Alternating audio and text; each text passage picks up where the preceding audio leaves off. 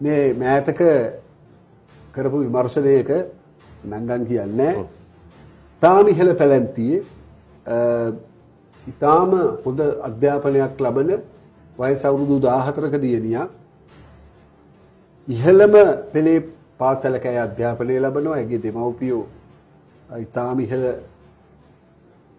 වගකිය යුතු රැකියා කරන අය, නූගත් අය නෙවෙයි, සමාජයේ වැදගත් අය, නොදන්න අය නෙවෙයි, දන්න අය. ඔය සියල්ල තිබියදී තමන්ගේ ආදරණීය දියණිය යන්නේ ආසන්නම පාසලට. කෙටිම කතාව මෙහෙමයි. ගෙදර උඩ තට්ටුවට නැගගම ඉස්කෝලේ පේනවා. එතරම් පාසල ඒ තරම් සමීපයි සහ ආරක්ෂාව පිළිබඳ හෙව්වා බැලුවා. මෙයා යනවා උදේ 6ට ඉස්කෝලේ. උදේ 6ට යනකොට ඒකේ පොඩි ගැටලුවක් තියෙන්න ඕනේ. මොකද ඈත පළාතක නම් පයින් කිලෝමීටර් 25 කිලෝමීටර් දෙක තුනක් යන්න තියෙනවා නම් උදේ 6ට ගියට කමක් නැහැ. කාලයක් ගත වෙනවනේ. කාලයක් ගත වෙනවනේ. මේක මේ පේන තෙක් වානේ අම්මා අහන්න එපා. එයි මොකද්ද පුතේ වච්චර දේ මේ යන්න හේතුව කියලා. අම්මා උඩ තට්ටුවේ ඉඳලා බායි කියලා කියනවා. එයත් බායි කියලා කියනවා. ගේට් එකෙන් ඇතුළට යනවා ළමයා. උදේ 6:25යි 6:35 වෙනකොට එයා ගේට් එකෙන් එළියට එනවා. එනකොට සුඛෝපභෝගී ජීප් රථයක් නවත්තනවා. යුනිෆෝම් එක පිටින් ළමයා නගිනවා. ජීප් එකෙන් පිටිපස්සෙන් ළමයාගේ වයස අවුරුදු 14යි මාස ගානයි. ජීප් රථේ යනවා එහා පැත්තේ තියෙන වාහන අංගණයක පෞද්ගලික ආයතනයක ගිහින් නවත්තනවා.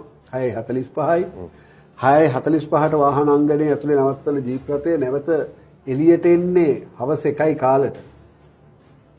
පිළිගන්න හවස 1යි කාලට මේ ජීප් රථය එළියට එනකොට ඒ ජීප් රථය තුල අර කාල වේලාව ඇතුළත අර වයස අවුරුදු 14යි මාස ගානක මල් පෙත්තක් වගේ ලස්සන කෙලිපැටියා ප්‍රේමවන්තයා අතින් දිනකට 3 වරක් කැමැත්ත ඇතිව 6:45 ඉඳලා හවස 1යි කාල වෙනකම් ඒ වගේ අවස්ථා ගණනාවක ළමයා මෙහෙම ගිහින් තියෙනවා. ගිය වාර ප්‍රමාණය ළමයාට මතක නැහැ.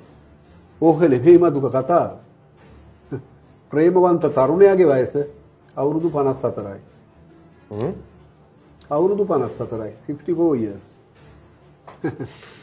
එහෙකත් නෙවෙයි කතාව. ඒ ප්‍රේමවන්තයාට ඉන්නවා ඒ ඉස්කෝලේම ඉගෙන ගන්න අවුරුදු 17ක දුවේ. හරි? ඕකත් නෙවෙයි මට තියෙන ප්‍රශ්නේ. දැන් ළමයාගේ මනස ළමයාට ඉස්කෝලේ ඉන්න බෑ. මේක දැන් පාසල් පද්ධතිය දන්නවා. ප්‍රශ්න ගැටලු. මේ ළමයා මානසික වශයෙන් සකස් කරන්නට මනෝවිද්‍යා උපදේශනයට යම් තැනකට යොමු කරනවා. ඒ යොමු කරන තැන මිස් අපිත් එක්ක සම්බන්ධයි. මම නිකන් දවසක් කතා කරනකොට මම කතා කරලා ඇහුවා මිස් අර ළමයාගේ තත්ත්වය කොහොමද? ඒ මිස් මට කිව්වා මෙහෙමයි. ළමයා නම් හරිම වෙනස් ළමයි. මම ඇයි? මොනවා කළොත් වෙනස් කරන්න බෑ. හේතුව? අනේ මම දන්නේ මාත් පුළුවන් තරම් try කරනවා. ඒ ළමයා මාර කතා කියනවනේ. මොනවද කියන්නේ? ඒ ළමයා කියනවා ඒ ළමයා මැරෙනකම් ආදරේ මිනිහටලු. අවුරුදු 54 මිනිහා. 54 මිනිහා නම් මැරෙයි තව අවුරුද්දකින් දෙක. නමුත් ළමයා හරි මං ඒ විශ්කෙන් ඇහුවා ඒ තරමට ඒ මිනිහට ආදරය කරන්න ඒ ළමයාට තියෙන ඒ ළමයාගේ හේතුව මොකද්ද? එච්චර ආදරයක් ඇති වෙන්න තරම්.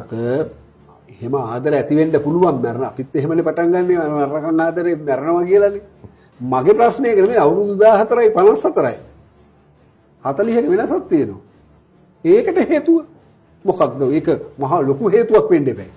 ඈ මොකක්ද අර මිස් දීපු උත්තරේ? මම හිතන්නේ දෙමාපියන්ට හරි වැදගත් ඒ. ඒ මිස් කියනවා ඒ ළමයා කියනවා ඒ ළමයට ඒ මිනිස්සයා දෝණි කියලා කතා කරනවා. ඈ ඒ ළමයට ඒ මිනිස්සයා දෝණි කියලා කතා කරනවා. අන්න ඒකට ඒ ළමයා හරි කැමතියි.